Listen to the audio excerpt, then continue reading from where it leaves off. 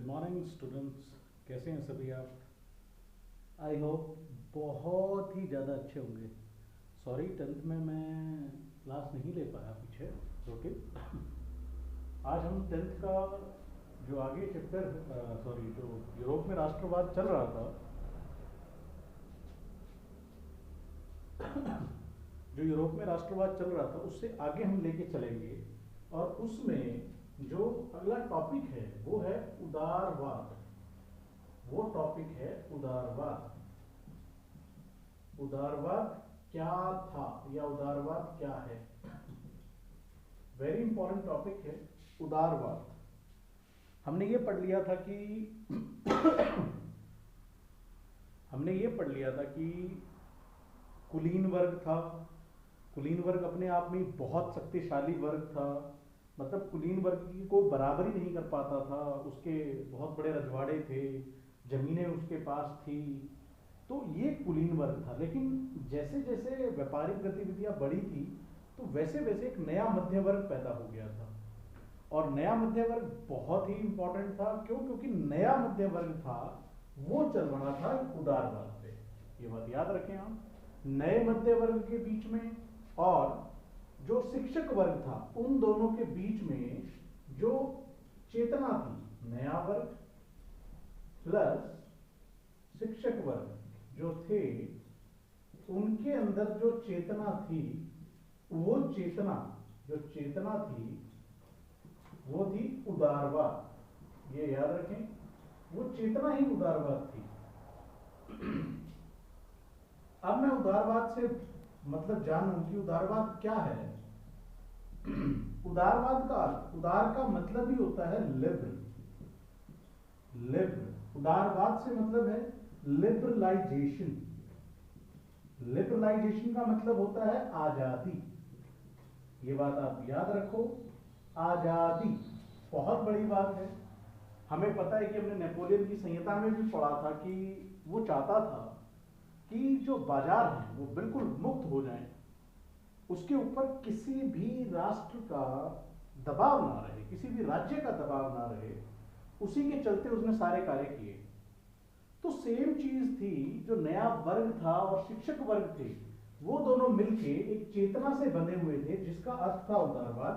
उदारवाद का अर्थ क्या है? आजादी। तो जब आप उदारवाद के बारे में लिखेंगे तो उदारवाद का अर्थ ही क्या होता है? आजादी। अगर उदारवाद एक मार्क्स में आ जाता है तो उदारवाद का मतलब होता है, उदारवाद से अर्थ था या उदारवाद का अर्थ है आजादी। अब वो भी किन दो क्षेत्रों में आजादी? राजनीतिक क्षेत्र में, राजनीतिक क्षेत्र, और दूसरा राजनीतिक क्षेत्र में एक तो आजादी चाहिए थी हमें, हम पढ़ेंगे इसको कि किस तरीके से राजनीतिक क्षेत्र में आजादी का स्वाद चखने की कोशिश कर रहे थे वहां के लोग। ठीक है, राजनीतिक क्षेत्र से। और एक था बाजार क्षेत्र। बाजार क्षेत्र, इन सभी में आजादी। बाजार क्षेत्र कह दो या आर्थिक क्षेत्र कह दो, आर्थिक क्षेत्र। इन दो टॉपिक्स को हमने पढ़ना है कि राजनीतिक क्षेत्र में और आर्थिक क्षेत्र में किस तरीके से उदारवाद के मायने थे। बहुत इंपॉर्टेंट है।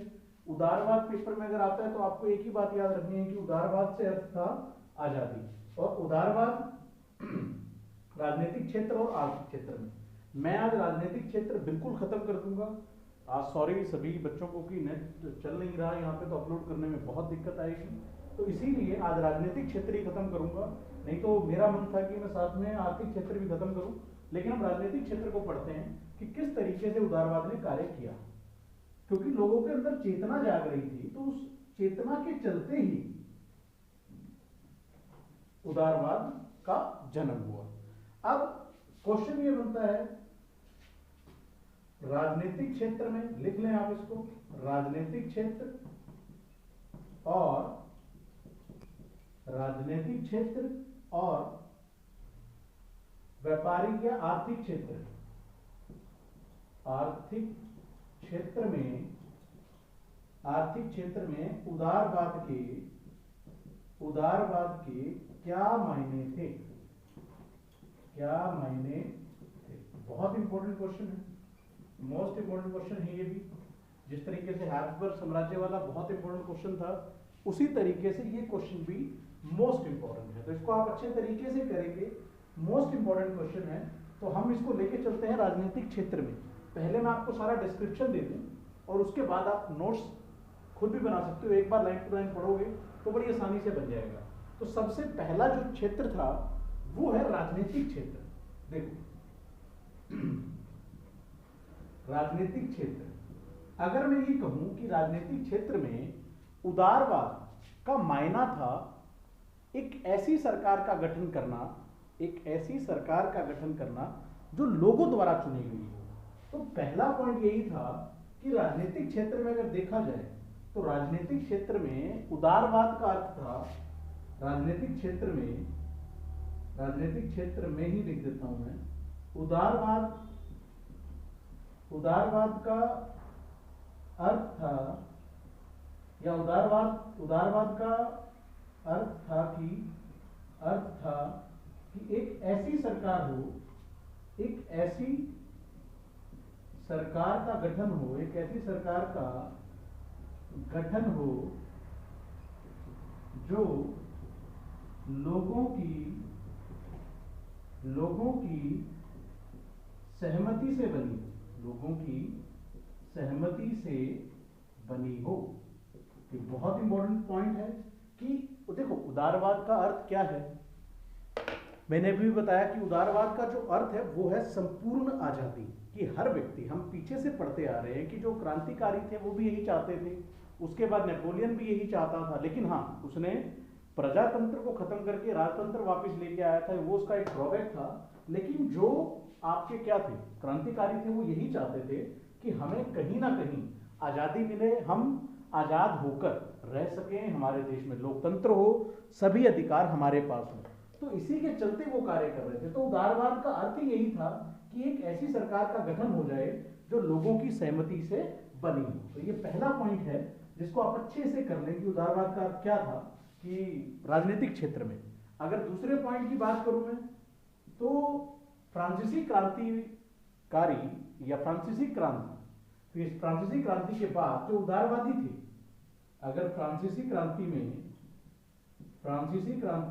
हम देखें उदारवाद या उदारवादी निरंकुश राजाओं के निरंकुश, जो देखो फ्रांसीसी क्रांति में जो उदारवादी थे वो निरंकुश शासकों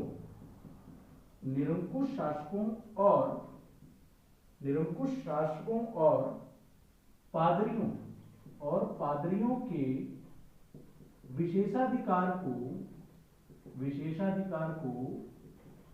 विशेषाधिकार को समाप्त करना चाहते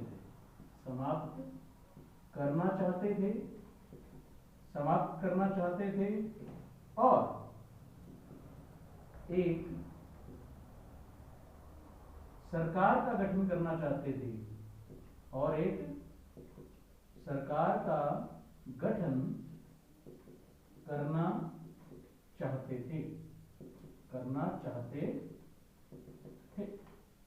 याद रखें जो फ्रांसीसी क्रांति थी उसके अंदर जो उदारवादी होते थे, जो उदारवादी लोग थे, वो निरंकुश शासकों को, हम इस पीछे भी चर्चा कर चुके हैं इनकी कि निरंकुश शासक वो होते थे जो अपनी प्रजा पर क्या नहीं लगा पाते थे, अंकुश ही नहीं लगा पाते थे। पादरी जितने भी होते थे उन सभी के जो विशेषाधिकार थे, जो उन्हें टैक्स में छूट मिलती थी, उन्हें कोई कुछ कहेगा नहीं और राजा भी उन्हें कुछ नहीं कह सकता। तो इसलिए उन सब को जो क्रांतिकारी थे वो ये मांग कर रहे थे कि सब कुछ खत्म कर देना चाहिए। तो राजनीतिक क्षेत्र में दो पॉइंट हैं कि उदारवादी चाहते थे कि एक ऐसी सरकार का गठन हो, या उदारवाद का मायना ये था कि ऐसी सरकार की गठन हो जिस सरकार के ऊपर किसी का जोर ना चले और वो लोगों द्वारा चुनी गई हो। तो फ्रांसीसी क्रांति में भी अगर आप देखोगे तो उदारवादी निरंकुश शासकों के और पादरियों के विशेषाधिकार को समाप्त करना चाहते थे और एक सरकार का गठन करना चाहते थे।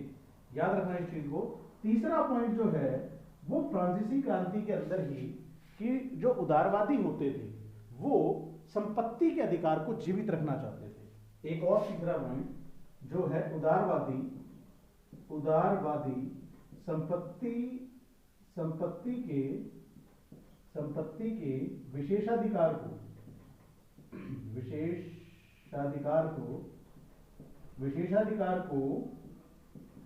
जीवित रखना चाहते थे। ये बहुत बड़ी बात है, जीवित रखना चाहते थे। ये पॉइंट अपने आप में बहुत बड़ा है। फिर मैं ये कहता हूं कि संपत्ति का विशेषाधिकार, आप इस बात को अच्छे से समझ लें। देखो मैं फिर यही कह रहा हूं कि बहुत टाइम लगता है, वीडियोस ऐसे नहीं बनती, बच्चे नहीं हैं सामने, फिर भी हम कोशिश कर रहे हैं कि ऐसे पढ़ाया जाए कि तुम्हें समझ में आ जाए। तो प्लीज पूरी वीडियोस को देखें, अच्छे से समझें। इवन कोई 4, 5, 6 जो बच्चे हैं वो तो पूरा अच्छे से देखें। नहीं देख रहे, पता है कि तुम्हें प्रॉब्लम होती है कि फोन नहीं मिलते, ऐसी बात है कि पेरेंट्स के पास रहता है, किस तरीके से मांगे, तो फिर ये थोड़ा सा अपने आप को टाइम यूटिलाइज करो ताकि आप आगे बढ़ सको, ताकि आपको दिक्कत ना आए। तो संपत्ति का विशेषाधिकार में आज मैं एक बात बता दूं कि संपत्ति का विशेषाधिकार जो हमारे भारतीय संविधान के अंदर नहीं है, खत्म कर दिया गया। उसका क्या मतलब होता है?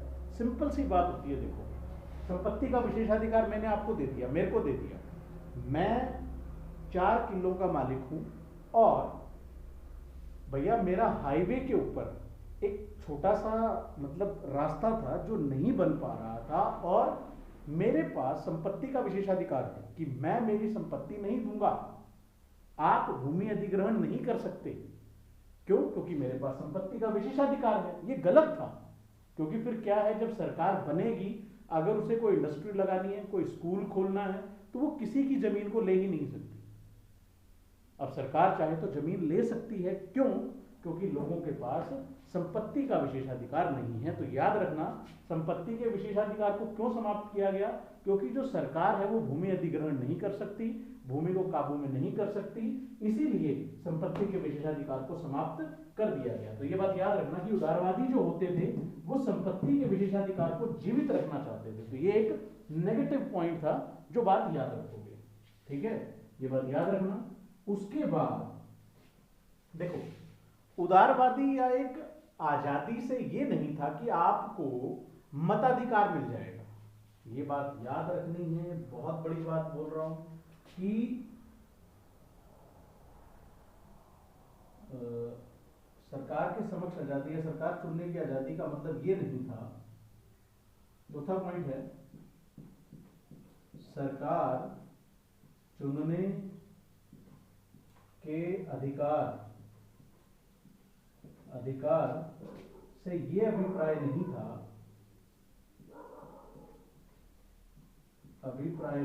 सरकार चुनने के अधिकार से ये अभिप्राय नहीं था कि आपको मताधिकार, कि आप सभी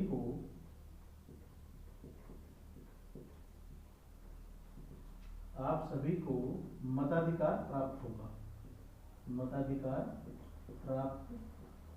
होगा। ये बहुत बड़ी बात है।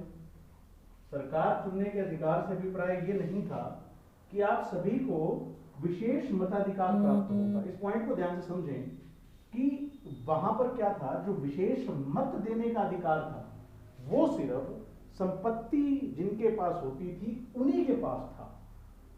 ये बात याद रखें। अब आपको आजादी मिल गई, या कानून के समक्ष बराबरी। अगर मैं इस पॉइंट को और थोड़ा सा घुमा के लिखूं तो इस पॉइंट को ये ध्यान रखना है, इस पॉइंट को आप ऐसे लिखना, कानून के समक्ष बराबरी का अर्थ, कानून के समक्ष बराबरी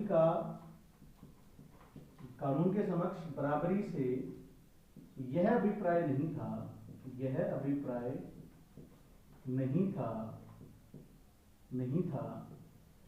कि सभी को मताधिकार प्राप्त होगा। मताधिकार प्राप्त होगा। अब इस चीज को समझ लो, बस खत्म करते हैं फिर इसी पॉइंट पर कि कानून के समक्ष बराबरी। अब हम पीछे से कई मतलब हर टॉपिक में चर्चा की होगी कि कि कानून के समक्ष बराबरी। लेकिन क्या था, उदारवाद के अंदर यह भी एक नेगेटिव पॉइंट था कि सभी को कानून बराबर है, ठीक है, लेकिन उस कानून में हर किसी को मत देने का अधिकार नहीं था।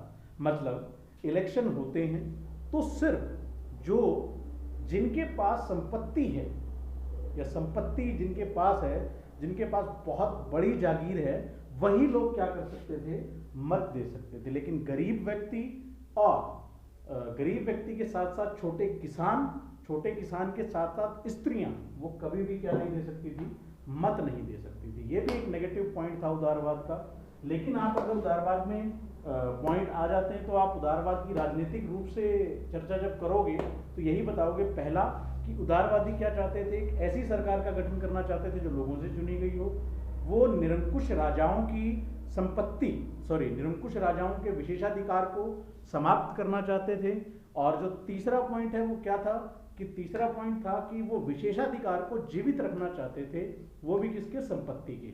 और जो चौथा पॉइंट है उसमें क्या लिखोगे कि संपत्ति, सिर्फ जो मत देने का अधिकार था वो किसके पास था, जिनके पास संपत्ति होती थी। इवन नेपोलियन ने भी एक ऐसा कानून बना दिया था, वो पॉइंट नोट डाल के हम कल फॉरवर्ड करेंगे, क्योंकि आज नेट नहीं है सॉरी इतना कि मैं ज़्यादा बना के ज़्यादा डाउनलोड कर सकूँ इसको। तो जो विशेषाधिकार जो थे वो स्त्रियों को नहीं दिए गए थे, और स्त्रियों को विशेषाधिकार नहीं थे मत देने के, और ना ही गरीब आदमियों को। तो ये बात आप याद रखोगे। आई होप आप इतना कर लेंगे, बहुत अच्छे से कर ले। 4 पॉइंट हैं आपके सामने। उदारवाद का अर्थ क्या है, उदारवाद का अर्थ होता है आज़ादी। और उसके बाद उदारवाद जो राजनीतिक रूप में देखोगे आप उदारवाद को, तो उसमें आपने 4 पॉइंट लिखने हैं, वो 4 पॉइंट ये, ठीक है। इसके बाद आप लिख सकते हो कि सभी को मताधिकार, मतलब मताधिकार केवल किनके पास थे, पूंजीपतियों के पास थे, केवल पूंजीपतियों के पास थे, और गरीब लोगों के पास और महिलाओं के पास कोई भी मताधिकार नहीं था। धन्यवाद, अच्छे से पढ़ते रहें।